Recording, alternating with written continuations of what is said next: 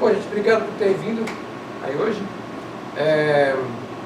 Eu vou aproveitar que eu estou gravando, tem várias pessoas de fora de Campinas que me mandaram mensagem. Gente que está estudando fora do país, inclusive, cujo tema é isso também. Me pediu para, por favor, me manda alguma coisa que você tiver aí e tal. Então eu decidi fazer essa gravação e disponibilizar para aqueles que eventualmente não puderam estar aqui. Falar um pouquinho sobre essa relação do corpo e a performance musical, né? Esse tema começou para mim, na verdade, com uma pesquisa minha pessoal, de uma certa insatisfação minha da forma com a qual eu tocava, da maneira com a qual eu comecei a perceber o meu relacionamento com o instrumento. Então eu tenho vídeos da minha primeiro recital da minha graduação, por exemplo, que eu tenho um ombro assim, tocando, né? Vai tocando e vai levantando assim. E eu sempre busquei tentar polir, tentar ver o que podia funcionar melhor nesse processo, né? E aí eu comecei, paralelamente a isso, essa vida acadêmica, a buscar trabalhos, pesquisas, pessoas que falassem do mesmo tema, que às vezes estão descobrindo ou estão pesquisando coisas que vão somar com aquilo que a gente faz, né? Então essa foi a minha primeira motivação, digamos assim, né? Eu parti sempre da minha experiência pessoal e de maneiras com a qual eu pudesse me relacionar melhor com o meu instrumento, com as coisas que eu fazia. E a partir daí, quando eu comecei a dar aula, esse obviamente virou praticamente o tema do meu trabalho, por conta de uma série de questões relacionadas à minha disciplina de História de Música de Câmara, né? Eu comecei a dar aula para praticamente todos os instrumentos. E aí eu comecei a perceber que existiam princípios, pilares, que de uma certa maneira ligam toda a nossa atividade musical, e que eu acho que seria bem interessante começar a pensar neles, nessa perspectiva desses pilares, para trabalhar qualquer outro instrumento, para a gente ter essa atuação no palco, né? Bom, essa foi a minha motivação inicial. Então o que eu vou falar aqui para vocês hoje vai ser uma parte dessas coisas que eu venho pensando sozinho, né? Enquanto estou em casa lavando louça, fazendo alguma coisa, eu estou pensando nisso o tempo inteiro. Claro, a partir dos meus questionamentos, eu fui buscar uma série de artigos, de pesquisas que lidam com isso, que lidam com o corpo humano, que lidam com a questão neurológica, né? De como é que a gente se sente tocando o instrumento, de como é que é essa relação. Eu fiz um pequeno compilado e vou mostrar um pouquinho hoje para vocês, tá? Então, uma das minhas maiores motivações para começar a ficar pesquisando isso, para ficar lendo a esse respeito, hoje em dia tem uma série de pesquisas já que falam sobre isso. Essa que eu escolhi é talvez uma das revisões mais recentes, chama de revisão sistemática. São trabalhos que vão pegar outros trabalhos que foram feitos sobre esse mesmo assunto, né?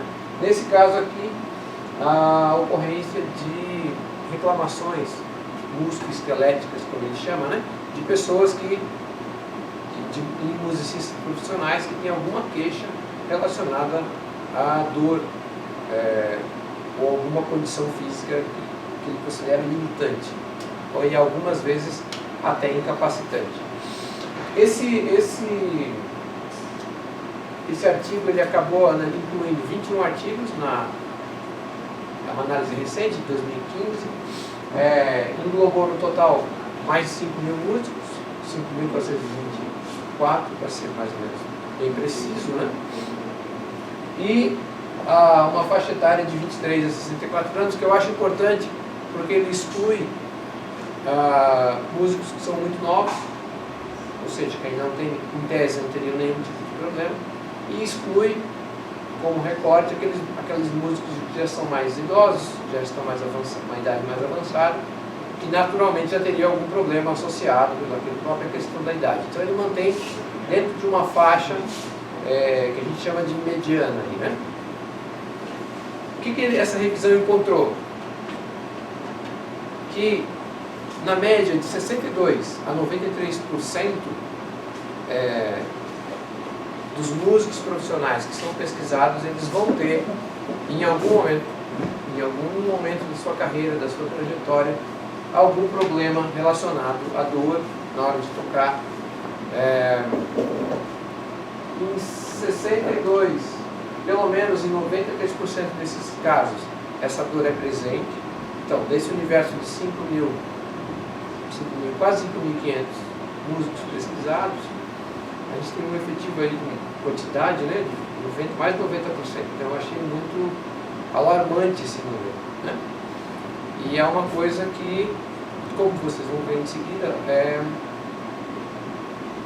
as classes de instrumento, as aulas de instrumento não estão preparadas, não estão estruturadas para isso. Porque não era uma questão até recentemente. Vou falar um pouquinho sobre isso também. A principal ocorrência dessa dor, na média, é pescoço e ombro, né?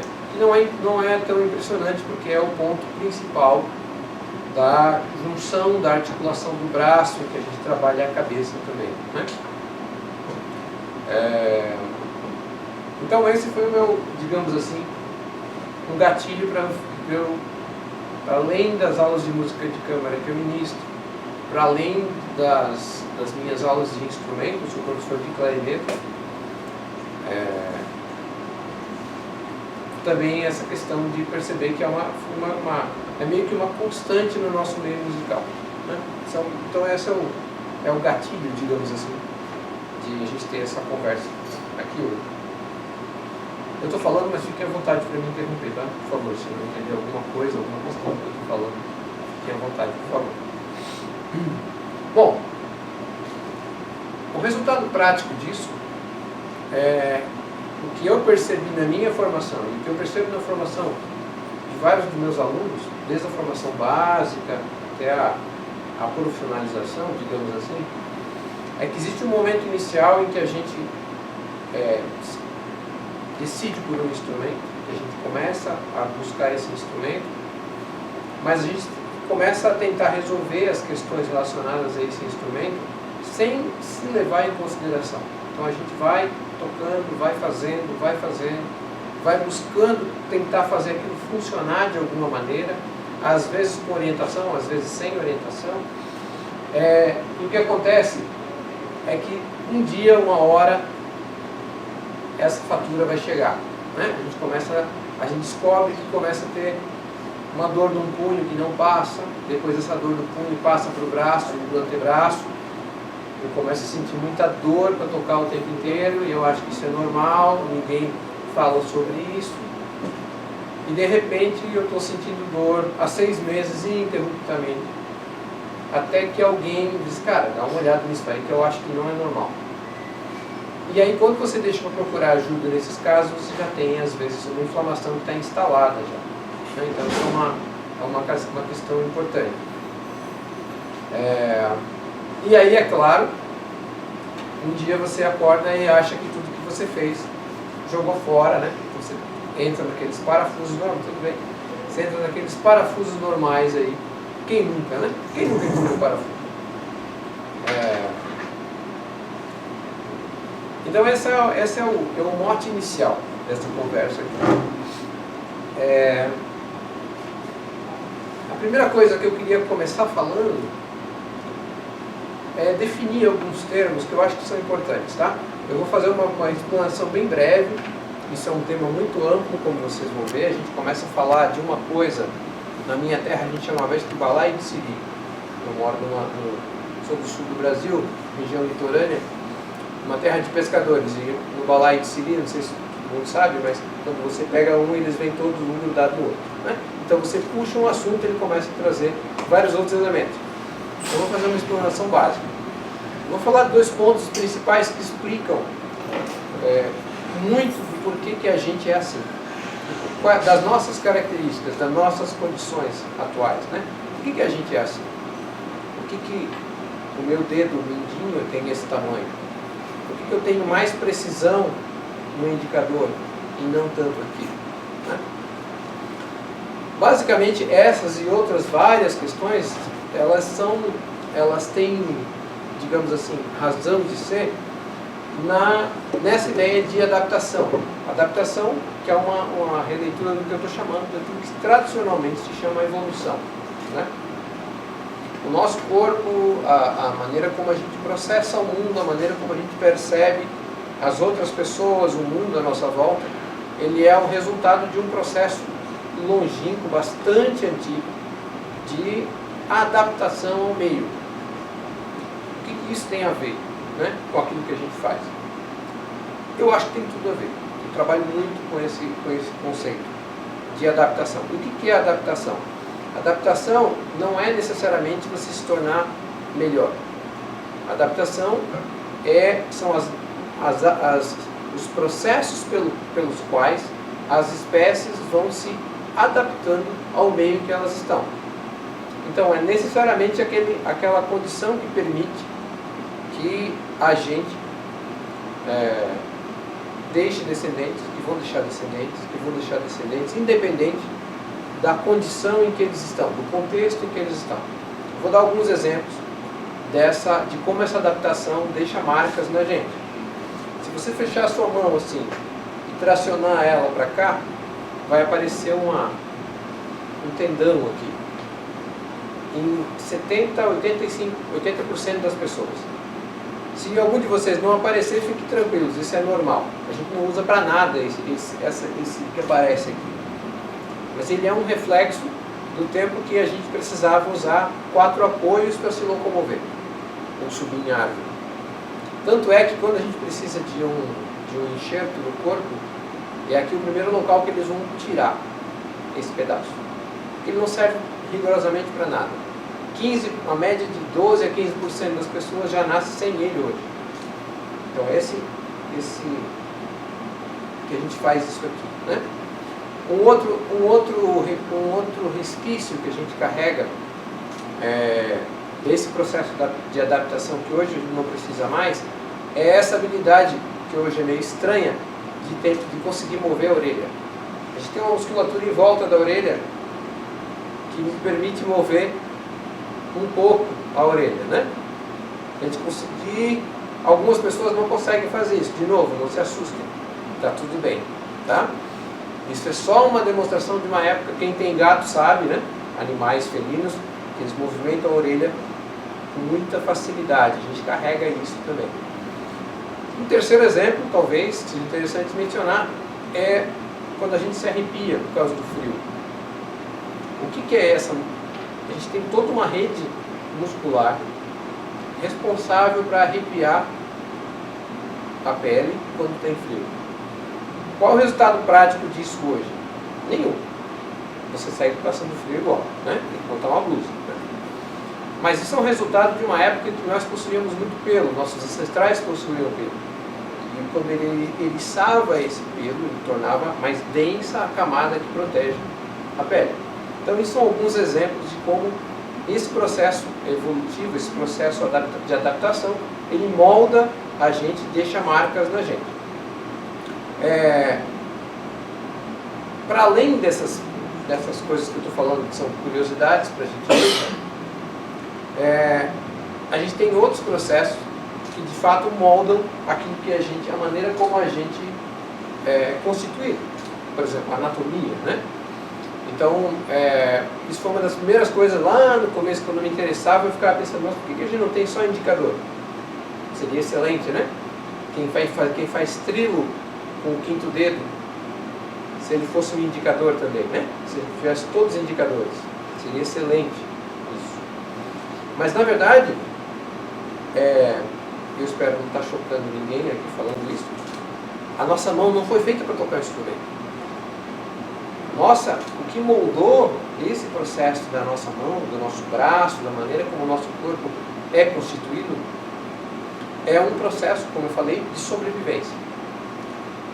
E esse processo de sobrevivência, ele tem uma área, ele deixa um traço em todos os nossos correlacionados, as outras espécies que se correlacionam com a gente.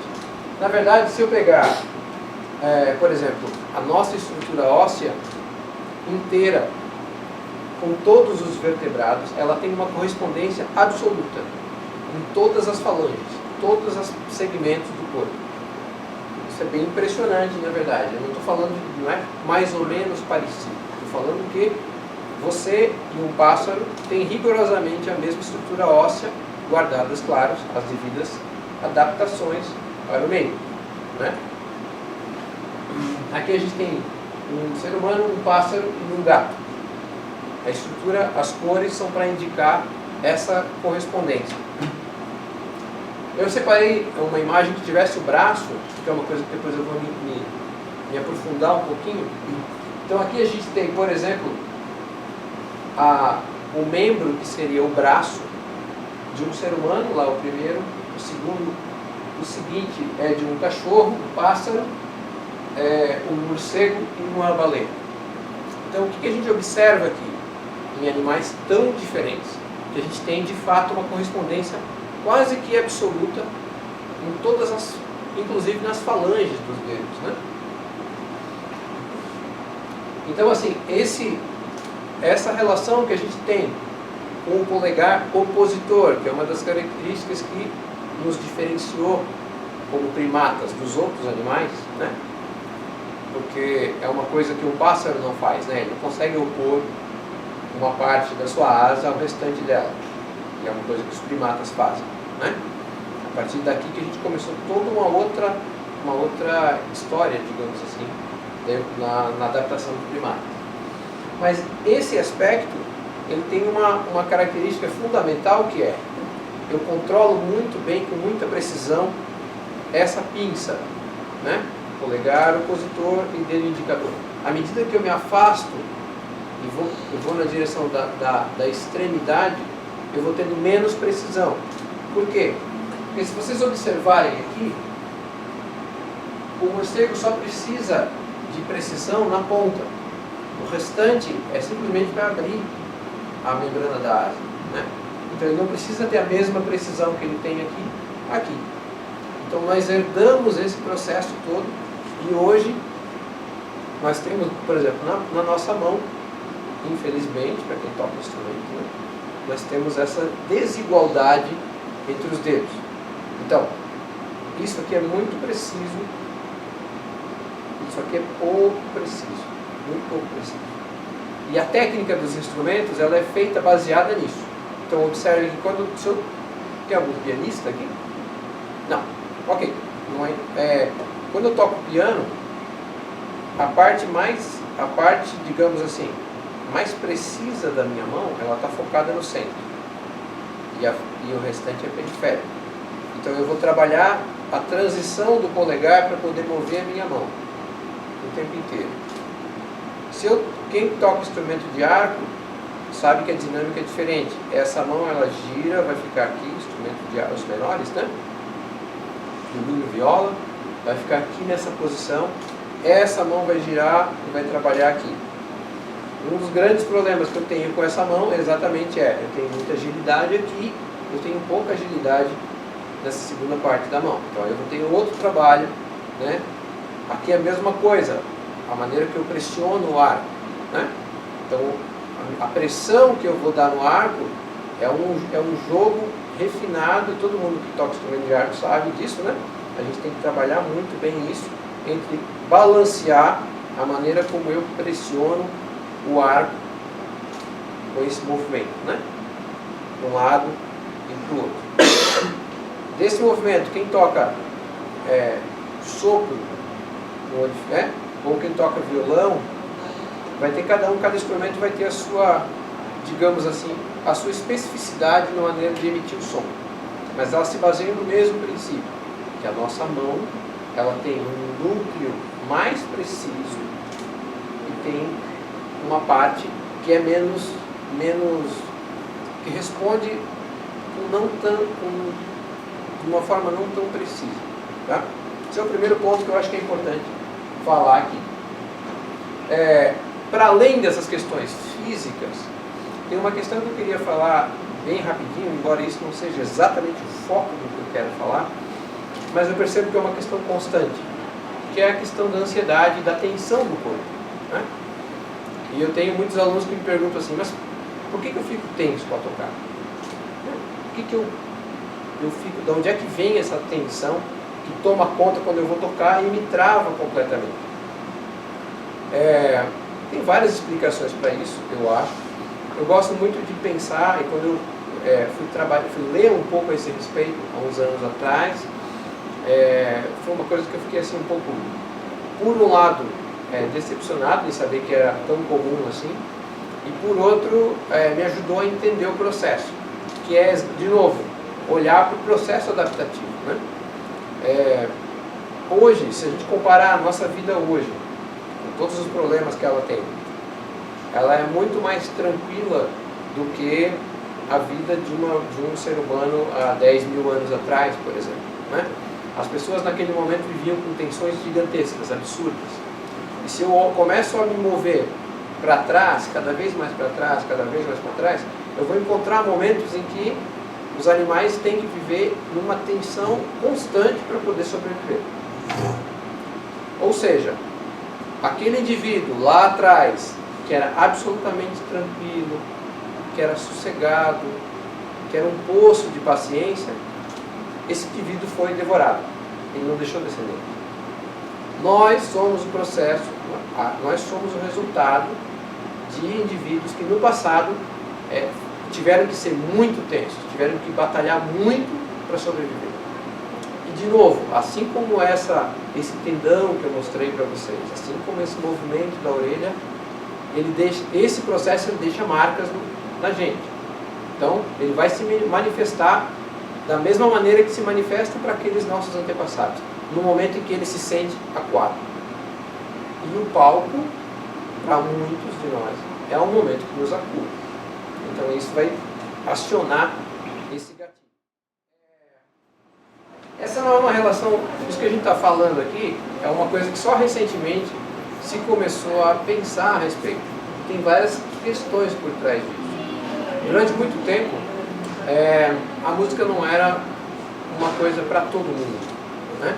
Ela era uma coisa para gênios, ela era uma coisa para as pessoas que tinham talento. Né? Hoje em dia a gente não ouve muito isso. Né? Quem nunca ouviu dizer que eu não consigo tocar violão, isso é coisa para quem tem talento. Né?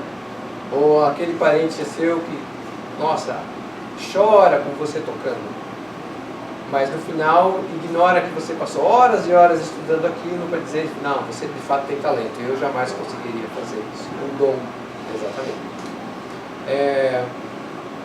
Quando a gente olha mesmo a iconografia musical, você começa a perceber que a maneira como eles desenhavam alguns instrumentistas, você percebe que eles não tinham a menor preocupação com aspectos ergonômicos, em um certo sentido. Né? É só observar esse violoncelista, por exemplo, da foto à esquerda ali. Né? Quer dizer, qualquer um de nós, se visse alguém tocando, é assim dizer, meu irmão, cuida aí que você vai ter um problema aí, né? O rapaz da flauta também, eu entendo que aqui o objeto é muito mais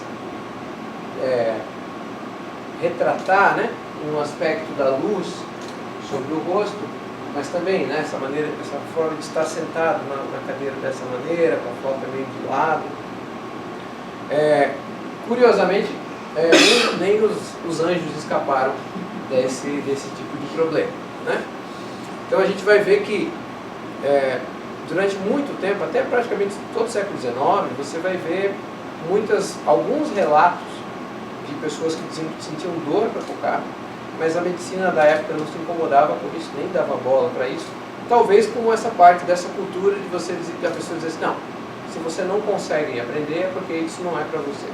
Se você sente dor quando você toca, de fato isso não é para você.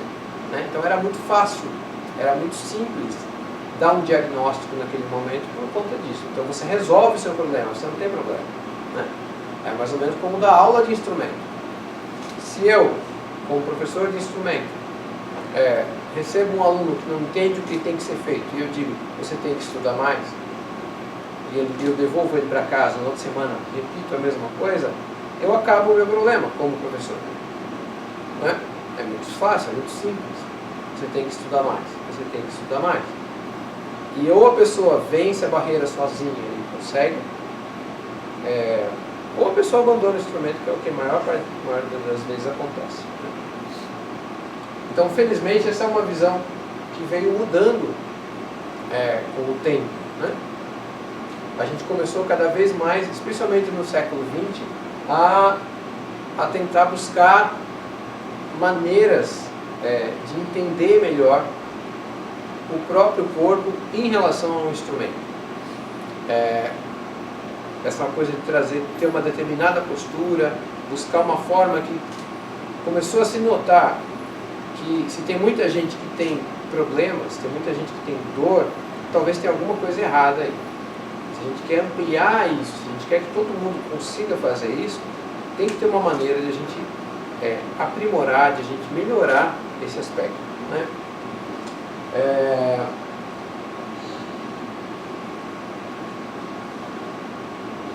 E aí, paralelo com isso, eu não vou entrar nesse assunto aqui, só vou mencionar isso, né? Muitas dessas coisas que eu estou falando, eles vieram não de pesquisas para a área da música. Eles vieram de pesquisas de esporte de alto rendimento. Por quê? Porque é o que dá dinheiro. Né? Então essas pesquisas eram muito importantes para saber como é que eu corro mais rápido sem me machucar. Que tipo de exercício eu tenho que fazer para me tornar melhor do que o meu concorrente. Como essa é uma área que tem muito dinheiro, que tem muito investimento, logo você começa a ter muita pesquisa em cima disso. E as outras áreas que lidam com o corpo vão começar a observar, peraí, isso que está aparecendo aqui nessa pesquisa, e se eu replicar na minha área, será que eu não consigo um resultado interessante? E aí começou a se difundir uma série de elementos baseados nesses estudos sobre rendimento que começam no esporte. E aí a gente vai começar a lidar com o nosso próprio corpo como digamos assim, um esportista, né? Ou eu vou considerar partes do meu corpo como um mini atletismo, digamos assim. Né? Esse é o mote que a gente vai ver muito durante o século XX e especialmente agora no século XXI. Né? Como resultado de todos esses processos que eu estou falando, dessa revisão histórica, desse processo, da maneira de você entender o seu corpo, né? Por outro lado, com todos esses estudos relacionados ao esporte, a gente vai ter alguns instrumentistas que vão repensar o próprio instrumento, a própria maneira de tocar o seu instrumento. Então eu trouxe dois aqui, que eu particularmente acompanho com certo interesse. Eu não sei se alguém conhece, provavelmente a Mari já conhece falar, não sei se alguém mais conhece, o Paul Galbraith, que é escocês, inglês, alguma coisa assim, naquela região lá, que nem a minha avó, dizendo lá para cima, né? Mas eu já acompanhei algumas entrevistas dele, que ele falava que o instrumento violão era uma coisa que ele se sentia muito oprimido, tentando tocar. Então um dia ele estava sentado numa cabana, se preparando para um concerto, aí ele se sentou no chão, estava cansado, e começou a tocar com o instrumento em pé. De repente ele fez, bum, é isso, achei. Aí foi atrás do luthier, que construiu esse instrumento que vocês estão vendo aí, que tem um ressonador. Ele tem um espigão, como um violoncelo, e tem um ressonador.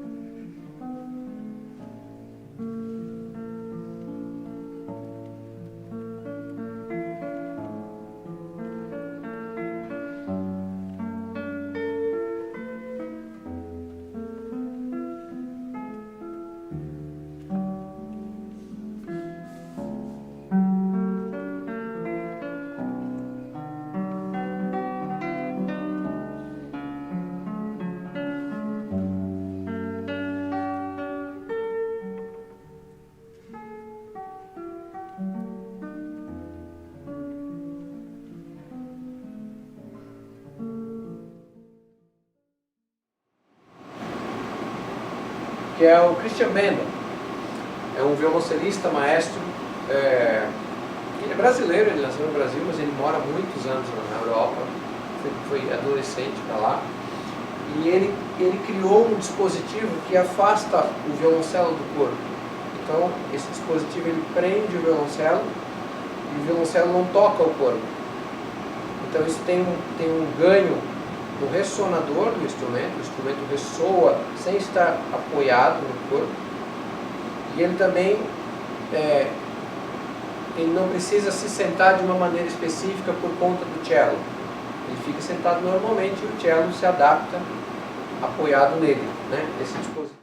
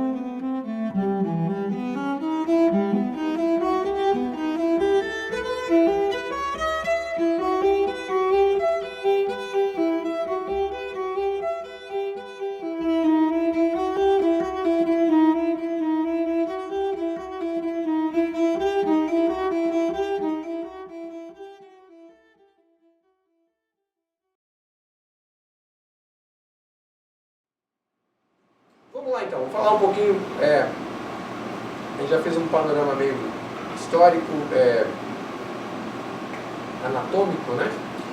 Eu acho que é legal a gente ver onde é que isso encaixa, onde é que isso aterriza na nossa prática diária, né? Que é o foco do que eu queria falar. A primeira coisa é consciência corporal e equilíbrio, né? E a partir de agora eu vou falar de coisas que a gente quando começa a estudar instrumento, a gente não leva em consideração, né? Então, a gente um dia descobre que tem um problema, mas não sabe onde é que está a causa dele. Um dos grandes problemas, eu vou pedir a licença para vocês, tá? Está nisso aqui. Um sapato, um tênis. Quer dizer, no problema do meu em específico, ele está um pouco sujo. Mas esse não é o problema principal. O problema principal é que quando eu uso ele impede, como dá para, espero que dê para notar aqui, ó, ele impede que meus dedos do pé toquem no chão. E esse é o nosso grande primeiro problema. Ou seja, quando você tira os dedos do chão, eu sei que está todo mundo aí de sapato, eu vou deixar só a ideia para vocês fazerem isso como experimento em casa. Façam isso, ó, de pé descalço, apoia no chão. Se quiser fazer comigo, fica à vontade. Apoia no chão, de pé, apoiou. Aí você está absolutamente equilibrado. Relaxa o corpo, apoiado. Façam esse experimento. Levante os dedos do pé. Levante os dedos. E observe a estabilidade do corpo. O que acontece? Já começa a ficar assim. Quando eu uso o sapato o tempo inteiro, a gente se habitua a trabalhar desse jeito. O tempo inteiro. Então eu já tive casos de alunos de instrumento, por exemplo, que o tempo inteiro inconstante dizia, tira o sapato. Tirava o sapato, resolva. O que é isso? A ponta do sapato levanta os dedos, isso faz com que você perca o equilíbrio. Então esse é o primeiro ponto. Você diz, nossa, mas isso é um detalhe que faz toda a diferença. Toda a diferença. Todo mundo aqui, imagina, instrumentista, sabe bem que pra gente são os detalhes que contam, né? Quem toca com arco sabe que o leigo vai olhar, é só ficar para lá e para cá, né? Mas a gente sabe que desse movimento do 8, né? Vai de um lado, vem do outro, criar esse 8 é um detalhe, é o cotovelo um pouco para cima, é o punho, relaxado, vai, sobe, desce. Quem toca piano, a mesma coisa. São os micro detalhes que fazem a diferença numa prática. Uma prática que, não preciso nem dizer pra gente, né? É uma prática que vai ser constante. Vocês vão fazer isso o dia inteiro. Várias horas por dia, né? Então, esse é o primeiro ponto.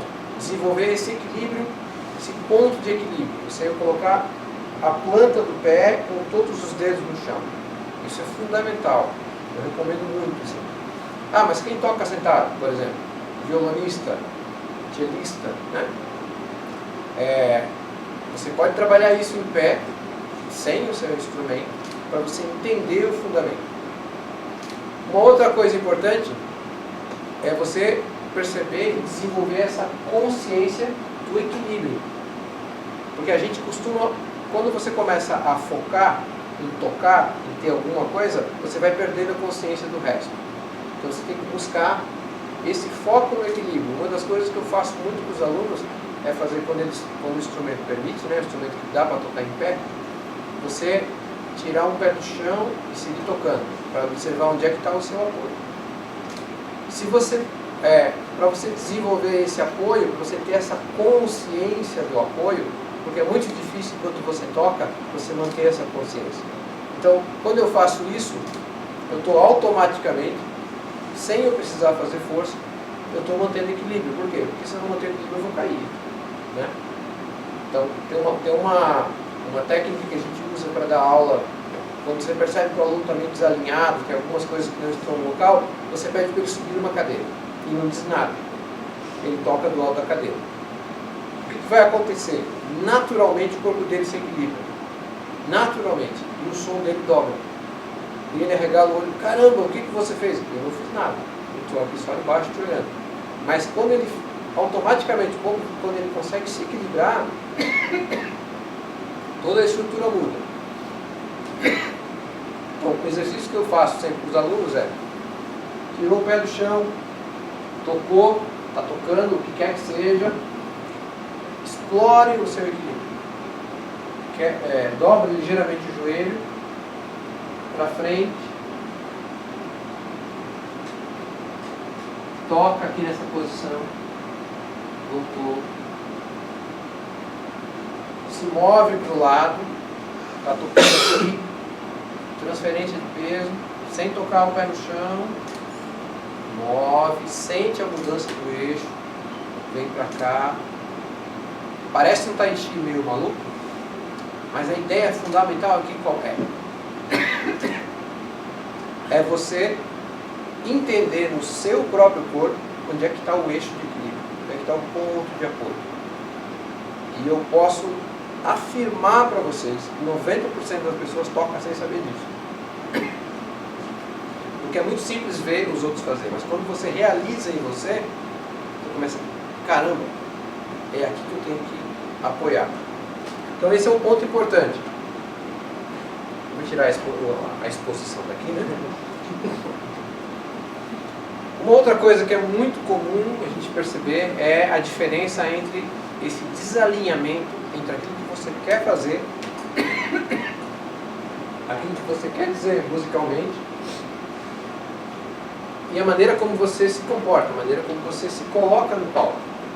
Então isso é muito importante. Então, como você estuda, né? Vamos pensar no estudo. Então, às vezes a pessoa está tocando uma coisa lenta e você percebe que existe uma briga interna do corpo, uma movimentação que não condiz com aquilo que você está querendo tocar. É como se a pessoa fosse fazer alguma coisa do tipo...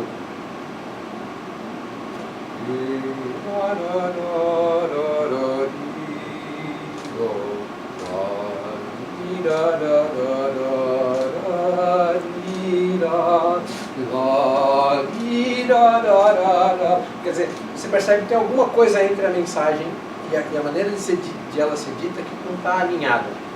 Então você está brigando com aquilo que você está dizendo, né? Então isso é muito importante. Os instrumentos que tocam de pé, é muito comum você ver às vezes a pessoa marcando tempo com o instrumento, né? Tocando, fazendo isso aqui, fazendo isso aqui. Que é um outro impeditivo para que a pessoa consiga se colocar, digamos assim, adequadamente. Então, esse ponto do equilíbrio e do alinhamento da sua intenção com o gesto que você vai realizar, ele é muito importante. E é um processo que é um estudo individual em cada instrumento.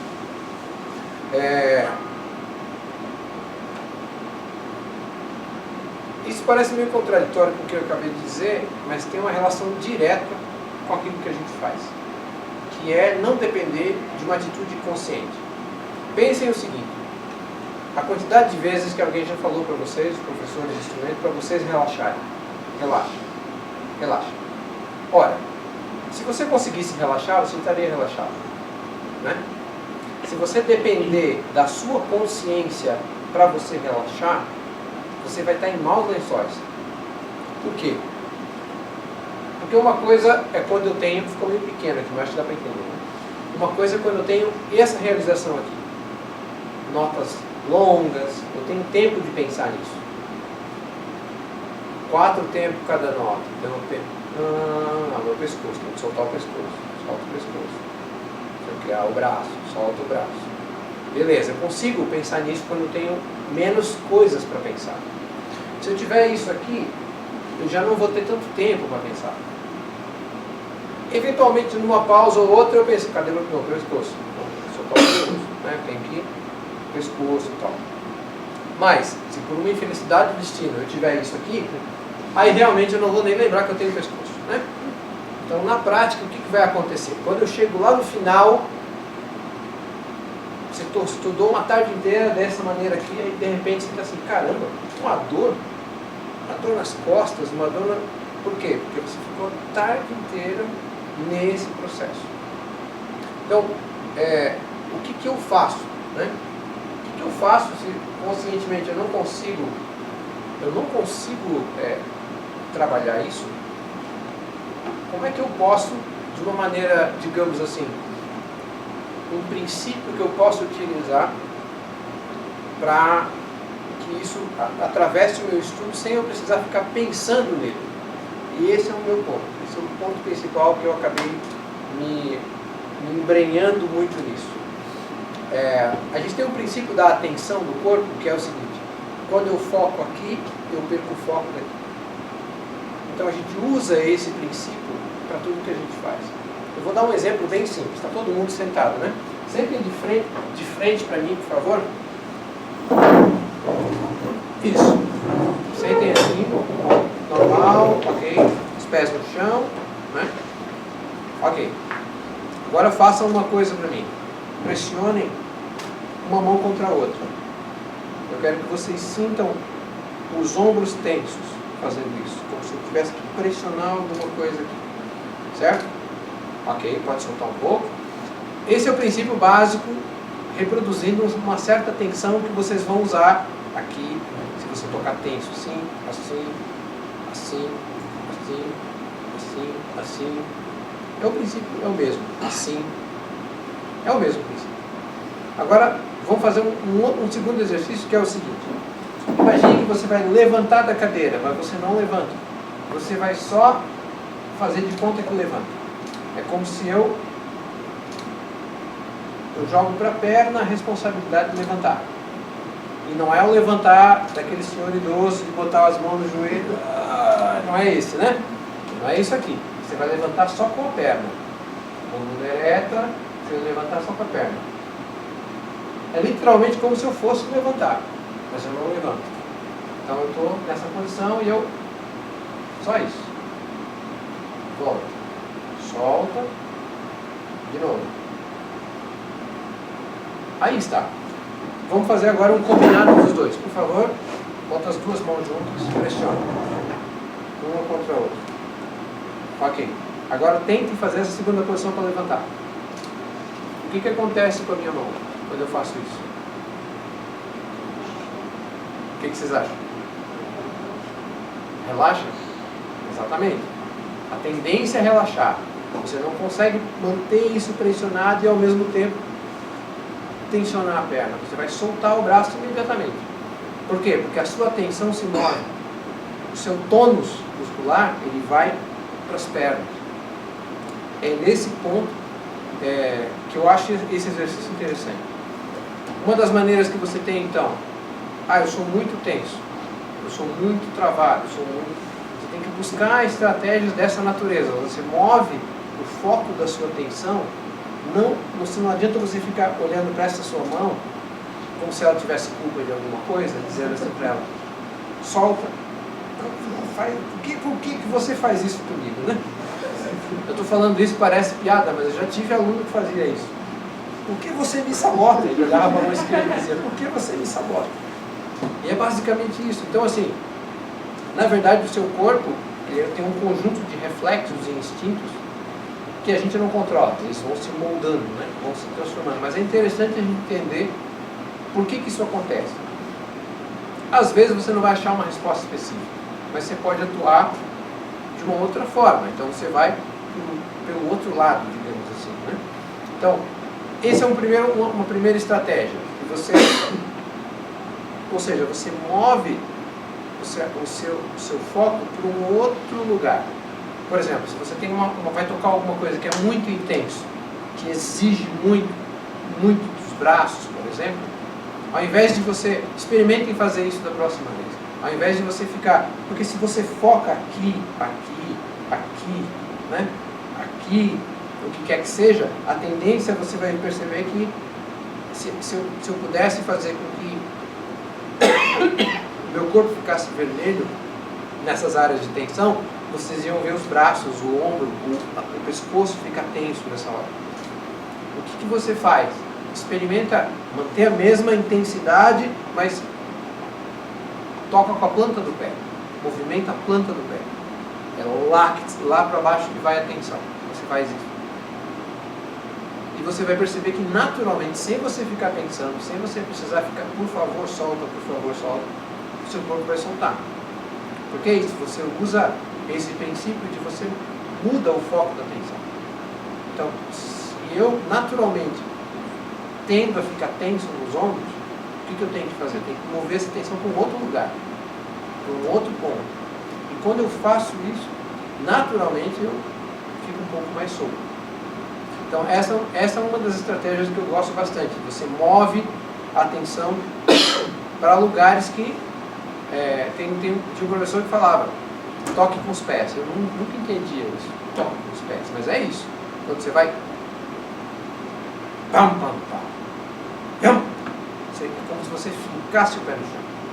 Mesmo em pé, não necessariamente sentado, né? Mesmo em pé, você move para o chão, apoia, né? Combina esse exercício com esse que eu falei, de você tentar o seu equilíbrio, usa onde é que está o ponto do corpo, onde é que está o ponto de equilíbrio do corpo, né? Isso é muito importante. Uma das coisas que eu estou pincelando coisas aqui, tá? Para fazer uma primeira abordagem aqui dessa técnica. Uma das coisas que a gente ouve falar muito no ensino de instrumento é o tal do aquecimento, né? Você tem que fazer aquecimento. Mas por que você aquece? Essa é uma questão, né? Tradicionalmente a gente tem que estar entre 36 e 37 graus, né? Centígrados. Não faz muito sentido você aquecer. Se você aquecer muito, você está com febre. Precisa se tratar para isso. Então, esse processo de aquecimento, ele na verdade é uma das coisas que começou a se perceber na literatura mais recente, que ele está posicionado de uma maneira equivocada. E eu vou explicar por quê. Quando a gente ouve falar, eu tenho que aquecer a mão para tocar, eu tenho que aquecer os braços para tocar, o que se faz? Isso aqui, para não, isso aqui, né? Uma série de exercícios que a gente vai fazendo, rotaciona, faz isso, faz aquilo. Qual é a utilidade disso? A gente saber para que isso serve, né? É muito fácil verificar, fazer um trabalho, uma pesquisa, para ver o quanto esse exercício ajuda ou não a prevenção de dor. É muito simples. Você pega um grupo e diz assim, vocês vão aquecer 10 minutos todo dia antes de tocar. E um segundo grupo, vocês não aquecem e já saem tocando. Esse estudo foi feito algumas vezes. O resultado é impressionante. esse tipo de trabalho não previne dor, não previne se machucar, ele não previne nada, para ser franco. Se ele foi feito em excesso, ele tem um problema extra, ele impacta negativamente a performance, além de tudo. Aí você pensa, caramba, mas então eu achei que eu estava fazendo certo, eu achei que eu estava, né, tendo algum ganho, e eu estou só me prejudicando. De uma certa forma, sim. O que essa seta era para vir antes, desculpa. O que as pesquisas que trabalham com isso dizem hoje? Que a gente tem que trabalhar dois aspectos separados: força e flexibilidade. É nisso que eu vou me deter agora rapidamente. Duas coisas muito importantes aqui. Esses exercícios, eles não são feitos antes de você tocar. São exercícios que são feitos, de preferência, depois que você terminou de tocar no dia. Por quê? Porque depois que você faz eles vão te deixar levemente fatigados. Pouquinha coisa. Então, sempre após, nunca antes de tocar. Como é que esses dois trabalhos podem ser feitos? Eu vou começar com o de força, tá?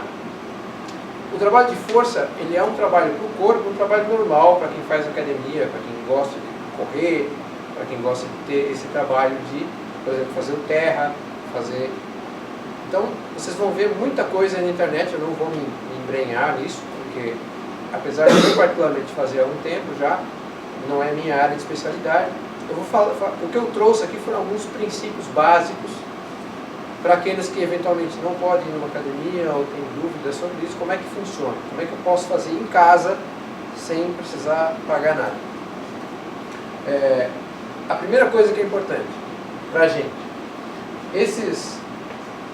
tudo que eu for fazer, ele tem que estar numa escala de dor de 1 a 10, ele tem que estar em 6. Tudo que você vai fazer. O que isso quer dizer? Na prática, quer dizer que você tem que conversar com uma pessoa sem fazer cara feia.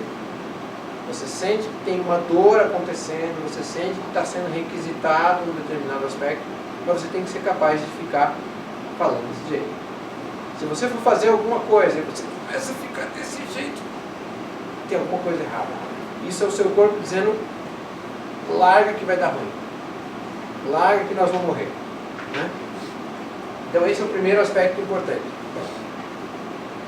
Eu separei 3 exercícios que eu acho que dá para fazer, para você ter, tonificar de uma maneira geral o seu corpo, para trabalhar, que é o agachamento, que você pode fazer em casa sozinho, o abdominal e o apoio de braço, chamado de flexão. Né?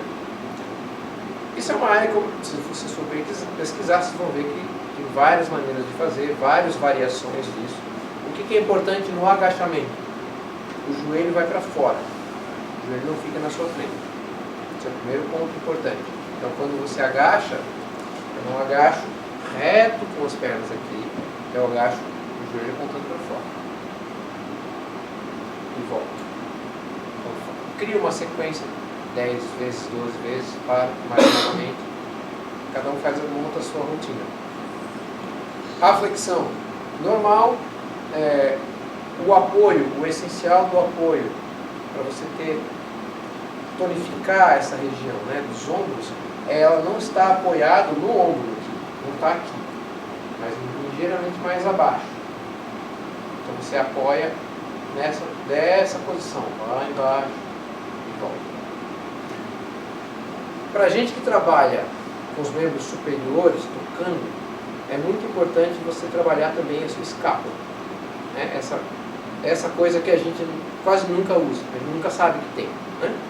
Então, um exercício interessante é você pegar, por exemplo, com uma toalha, cobrir uma borda de uma porta, por exemplo, pôr as duas mãos lá, e assim como a gente fez aquele exercício na cadeira de fazer que levanta, mas não levanta, você vai como se você fosse puxar uma barra, mas você não puxa. Então faz só esse movimento. Então você vai fechar atrás. Se você quer ter a noção exata se está funcionando, imagine que alguém vai colocar o dedo nas suas costas, aqui bem no meio, vai encostar ali e você vai tentar pinçar o dedo com a escapa. É isso, basicamente é isso. Então esses são exercícios de força que você faz toda a musculatura o tempo inteiro. Os estudos demonstram que as pessoas que têm a musculatura mais tonificada, e aí sim tem uma possibilidade muito pequena de ter problema de dor. Quando você trabalha isso, você tonifica o seu corpo, quando você tem, por exemplo, a musculatura das costas que suporta a sua coluna, você não precisa ficar se preocupando em se arrumar na cadeira. Você vai estar naturalmente o tempo inteiro, porque a sua musculatura está tonificada. Dá para entender a relação? Quer dizer, essa mudança de... Bem, a segunda parte é a flexibilidade, que eu posso trabalhar junto com a força, mas num momento separado. Se na força eu trabalho tracionando a minha musculatura, para treinar isso o tempo inteiro, na flexibilidade eu vou na direção oposta. Mas com algumas dicas importantes. De novo, eu não posso sentir uma dor para fazer o rosto, tem que ficar em 6, ver que você é capaz de falar normalmente. O segundo ponto é o relaxamento, tem que relaxar para fazer o que eu estou fazendo. E aí a gente tem o negócio de contar 4, expira em 4, expira em 8. E isso é um ponto muito importante. As pesquisas que trabalham com o relaxamento, com a flexibilidade, demonstram que não adianta fazer isso aqui e soltar. Isso aqui e soltar, o que a gente chama de dinâmico, né? Esse exercício dinâmico, ele tem uma outra função, que para a flexibilidade não ajuda muito. Para a flexibilidade você tem que manter na mesma posição de 2 a 5 minutos. Ou seja, se você vai... Vou pegar o caso da mão, né? Quanto mais flexível é esse movimento e esse movimento, quanto maior a extensão desse movimento da mão e quanto maior a força que eu tenho nessa musculatura, mais essa estrutura vai suportar a carga do meu trabalho. Eu não vou precisar me preocupar tanto com dor. Então, a essência desse treinamento é exatamente, ao invés de eu, antes de tocar, pensar num aquecimento físico, eu estar, de uma certa maneira, sempre nesse local que eu posso, a qualquer momento, requisitar a minha musculatura e ela vai estar ali. Ela vai estar presente, né? Então, um estudo, por exemplo, um exercício você puxou e segura por 2 minutos. Esse segurar aqui tem que ser, você solta, vai até o ponto que você percebe que a dor, que dá para suportar, dá para continuar conversando, estou sentindo que está doendo. E você segura 2 minutos no cronômetro. Segurou, tocou o cronômetro. Aí você inverte. Outra direção. O essencial é você manter o braço relaxado e soltando o corpo. Inspira em 4. Expira em 8.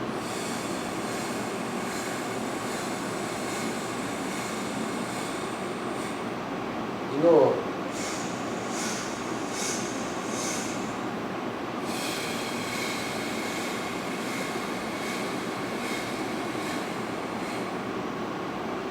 Eu faço isso especialmente no movimento nos membros superiores. Um adendo para aqueles que quiserem, e agora eu vou falar bem rapidinho de uma parte mais específica, que é da parte que a maioria de nós mais trabalha, que são as mãos e o antebraço. Nesse Mercado Livre tem esses pacotes que você compra. Tem alguns dispositivos que você pode usar para trabalhar pequena musculatura, assim, essas micromusculaturas que eles chamam, né? Tem esse. Eles têm funções muito semelhantes, na verdade, né? De tensionar. Esse aqui talvez seja mais comum, né? Para quem toca piano já viu isso aqui. Quer dizer, você vai puxar isso aqui.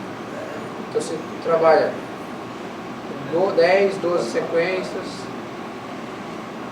6, 7, 8, 9, 10, trocou, essa aqui descansa 30 segundos enquanto essa faz. O que eu estou fazendo aqui? Eu estou trabalhando cada falange daqui, cada lugar desse, essa musculatura que antes eu só usava ela para repetir, sem uma estrutura muscular que dê suporte. Eu agora estou começando a trabalhar no sentido de dar esse suporte. Então, esses dispositivos são interessantes. Por exemplo, esse que você puxa tem uma outra função, ele trabalha isso aqui também, né? Então, de novo, se fazer uma sequência 10 vezes, troca de braço 10 vezes, ele tem uma regulagem aqui, quanto mais você estica essa mola, mais pesado fica. De novo, você tem que tentar fazer tranquilo, não pode ficar aquela coisa, né, de franzir o rosto. Sossegado. Esse que eu acho bem interessante para quem trabalha utilizando a ponta do dedo, pianista, instrumentista de corda e violonista, né? Corda flexionada, violão, que é esse afastamento dos dedos.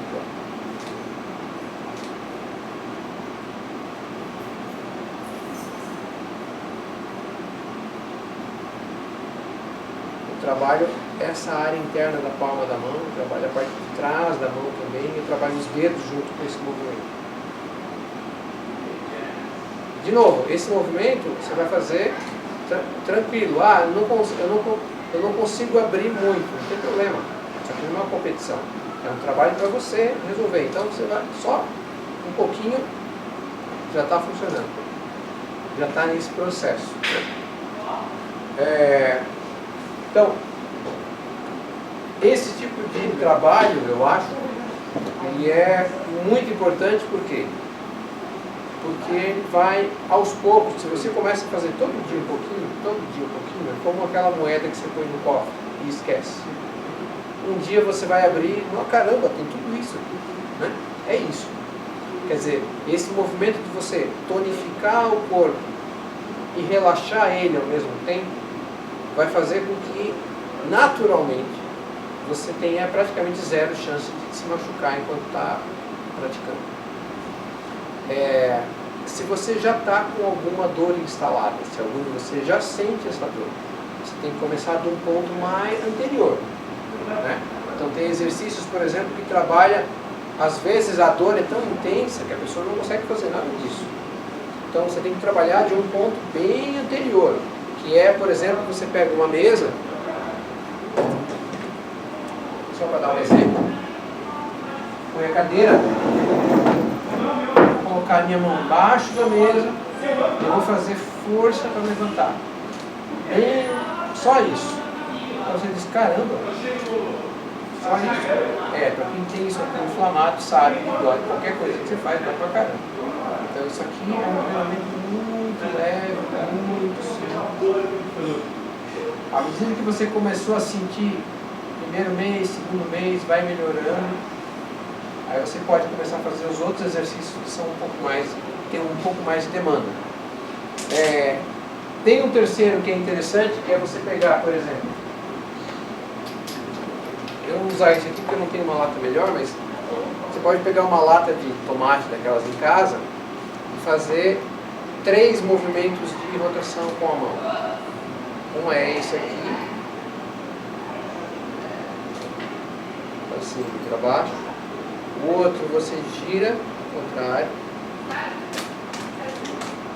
E o terceiro é você, de um lado, mantém o cotovelo colado, do outro. Do lado e do outro. Esses são exemplos de exercícios que você pode fazer em casa, que pode melhorar substancialmente a nossa relação com o instrumento. Por último, para encerrar, nunca é demais dizer, né? Tem uma trindade aí a gente pode chamar de a Santíssima Trindade do corpo, que é você comer bem, fazer exercício e dormir 8 horas por dia. Né? E eu tenho um aluno que quando fala assim, não, você tem que dormir 8 horas por dia, ele já começa a coçar a cabeça. Eu já sei, foi a última coisa que ele fez, foi ter dormido 8 horas por dia. E por último, que eu acho que é muito importante, é você entender que nós somos, desde o processo de adaptação evolutiva, e de tudo que a gente faz, nós somos o resultado de um equilíbrio muito fino, muito delicado, um balanço muito delicado. Então, quando o seu corpo está apontando um problema, provavelmente a causa vai ter é multifatorial. Né?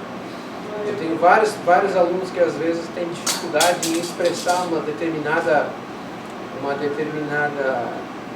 ideia, um determinado sentimento, porque eu percebo que ele está tanto tempo embrenhado no instrumento que ele não dá uma caminhada embaixo de uma árvore, que ele não vai ver um pôr do sol, que ele perde um pouco esse contato com a realidade. Né? Especialmente agora que a gente está tão enfiado em mídia social, né? em celular e tal, faz muita diferença. Eu digo por experiência própria. Às vezes saio de uma reunião aqui que eu tenho que caminhar embaixo de umas árvores ali para me reconectar com o planeta. Né? Então é isso, gente. É isso. As ideias que eu tinha pensado para a gente conversar aqui foram essas. Eu agradeço a gentileza de vocês, a presença e a paciência. Muito obrigado.